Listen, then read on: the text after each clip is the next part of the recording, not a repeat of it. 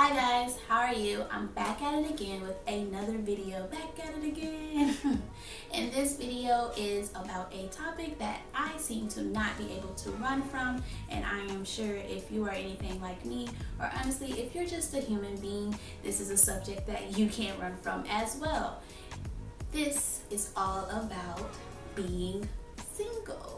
I'm at a point in my life now where if it's not my mom or if it's not my dad, then it's my friends. We are all talking about why I am not yet married, why I do not have a boyfriend, or why I am not even taking anyone serious. And I never really had a great answer for them when someone was to ask me this question. But now, as I continue my journey to get closer to Christ, I understand that right now my season is of singleness. My season is of singleness, and God's timing is better than any timing or anything that I could try to time out myself. So right now, I feel as if God is wanting me to focus on myself as well as do works for Him. And He knows that if someone else was brought into my life at this particular moment, that may be a distraction. So one thing that I want to mention to you guys is that a lot of times in the world, they like to say that being single is under being married, and that is not the case. Being single is actually equivalent to being married, and definitely when you're speaking on biblical terms, being single is actually a gift. It is a gift from God. You know, you don't have to focus on anyone else, and it is the time where you can actually work for God. You have the time to work for God, and you can become closer to God in those moments of being single. One thing I think that this generation has to learn is something actually that's right in front of our faces. When you do your taxes or when you're filling out paperwork, one of the questions that they usually ask you are you single, married, or widowed? And in the Bible, it says that you are single until you are married.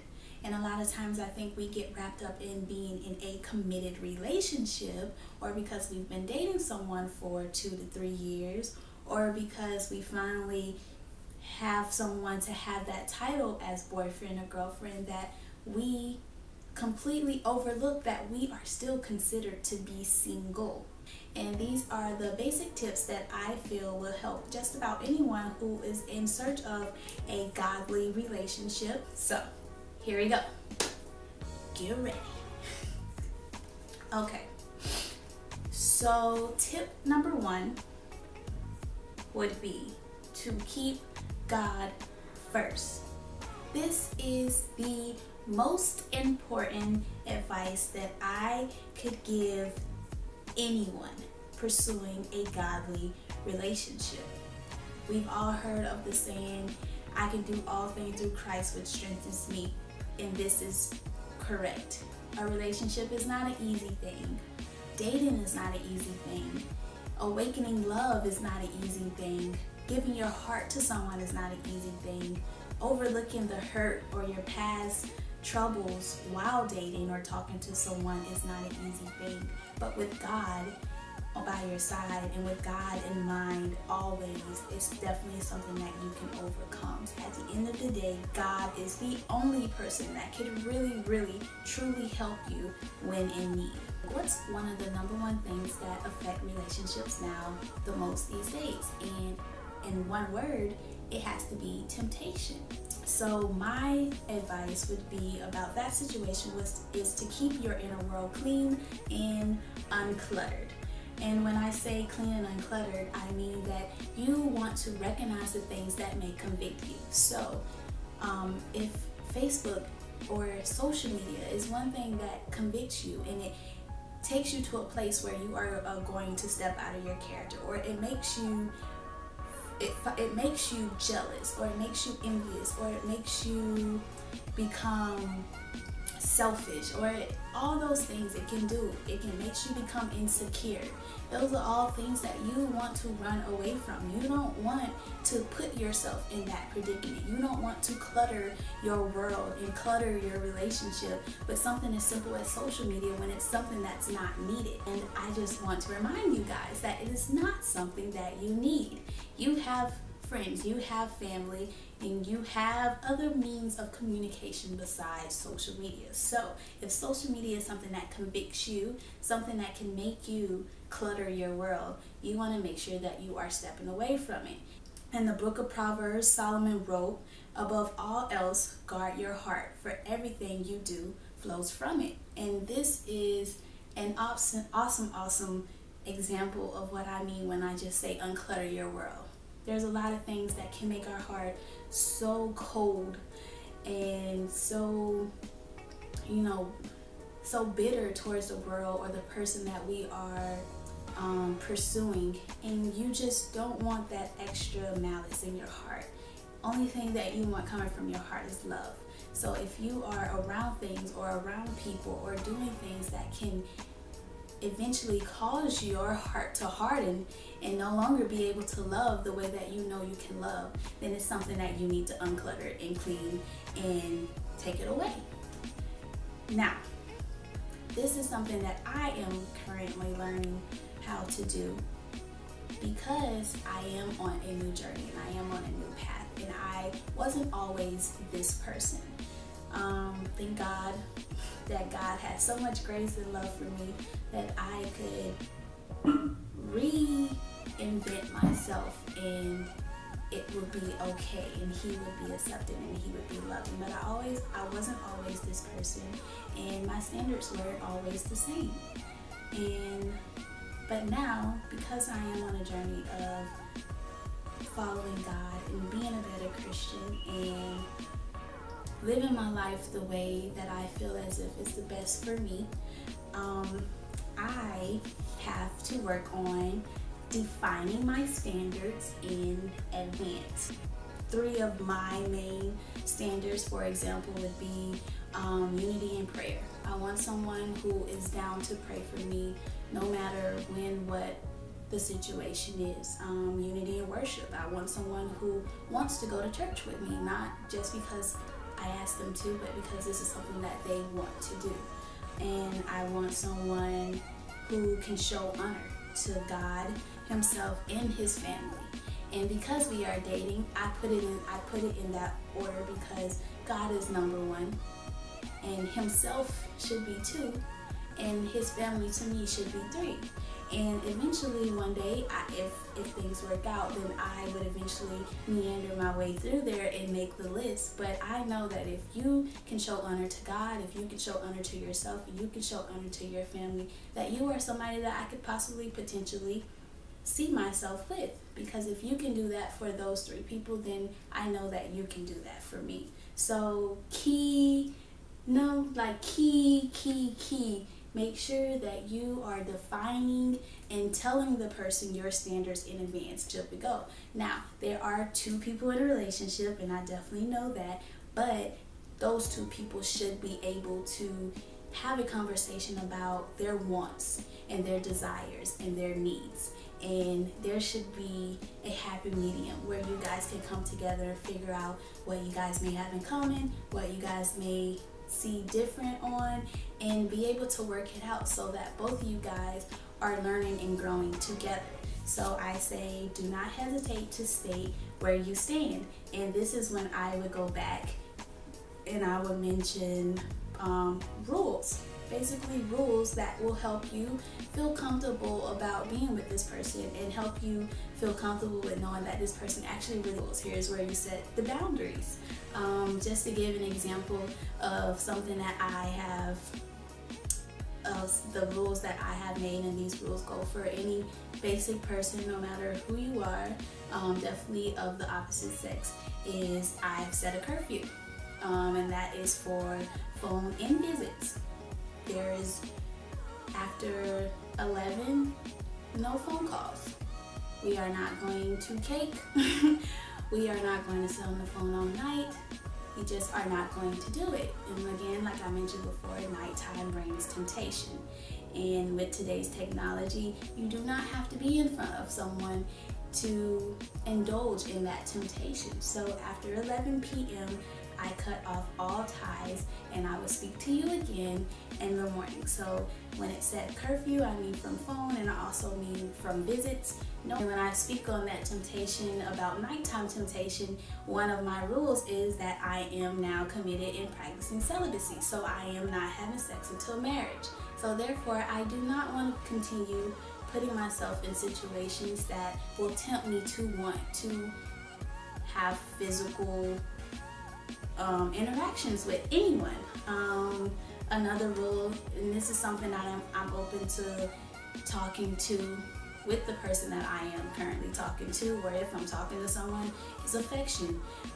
Whether we are going to kiss, or whether if we kiss, is it going to be on the cheek, or no kissing on the neck, and no tongue kissing, or holding hands. Holding hands is okay. And I mean, at the end of the day, yeah, these are rules, but I have to tell myself all the time, and I will also remind you, be realistic about the rules. You know yourself better than anyone else. And if you feel like you just have too many rules, then that may just mean that you need to just spend this time by yourself. But the number one advice to go along with, make sure that you are you don't hesitate about stating your stand on a relationship, is to be realistic about the rules that you set. My next advice would be to maintain a great support system.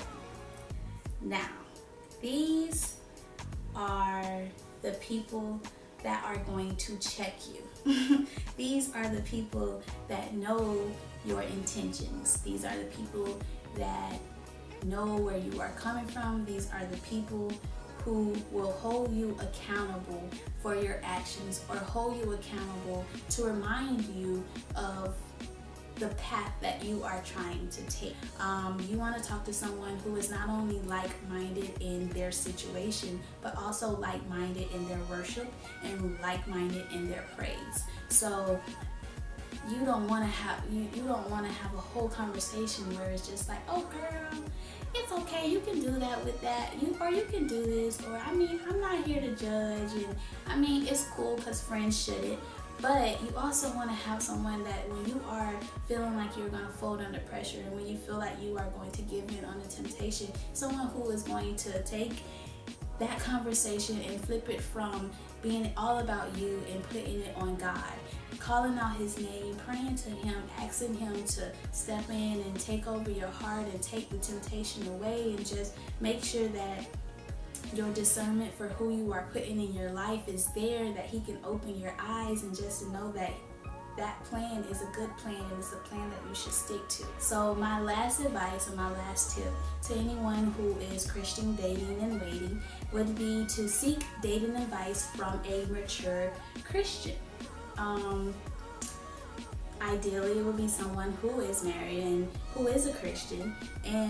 But the best part about this tip is that it's someone who has a testimony, and someone who is strong, and someone who's been in your shoes before, and someone who can help you see it through, someone who can give you that vision of it being long term and not just something that can just happen, or something that you're just casually doing. They've been in your shoes before, they felt the way that you felt before, but they made it through. Now they are married, and of course facing those different situations that married people face, and these are situations that they can warn you about, situations that they can tell you about, but they're seasoned, and you can't I have to tell myself this sometimes, and I remember once one of my mature Christian friends told me that you can't always take advice from single friends, because single friends will give you lonely advice, and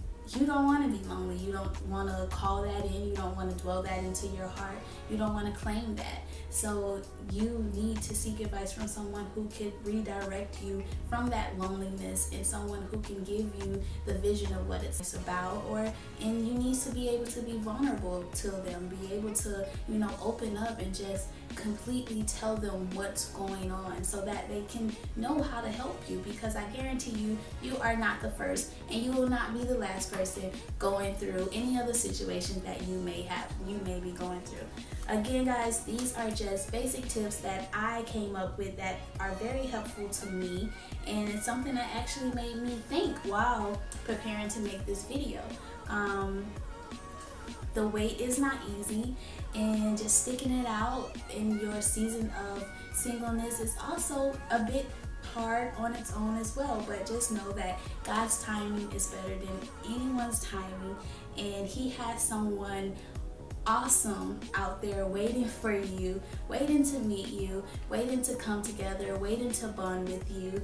And another advice that I would give you is to make sure that you are consistently praying, and not only praying for yourself, but praying for your future, praying for that person that God has for you, praying for their health, praying for their physical, their mental, their spiritual aspects of their life, praying that they are becoming that woman of God or that man of God that you want them to be, praying that they are just growing, praying that they are getting through, and praying that they are building their relationship with God.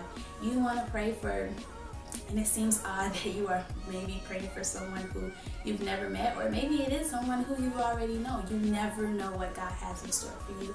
So I just say to take your time and bask in your season of singleness. This is your time to get closer with the Lord. This is your time to work for the Lord. This is your time to work on yourself.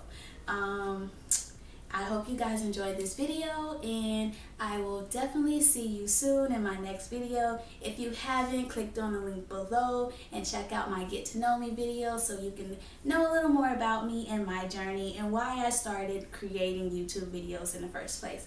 Alright guys, I will talk to you later. Bye!